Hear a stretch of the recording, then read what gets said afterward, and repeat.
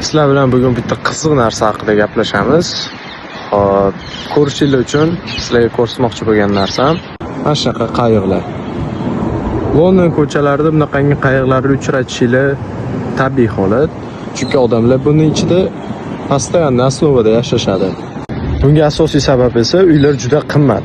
Agar siz mana shu orqamda turadigan ko'rinishdagi uy olmoqchi bo'lsangiz, kamida $1 million yoki undan qimmatga tushishingiz mumkin. Ular soliq foizlarini balandligini hisobiga, ya'ni agar adashmasam 40% gacha boradi. Shuni hisobga oladigan bo'lsak, bu yerda uy olishni o'zi qiyin. Va odamlar yechim sifatida mashaqanga qayiqlarda yashashadi. Videoimni o'zimiz o'zbek maqoli bilan yakunlamoqchiman. Har yerni qilma orzu,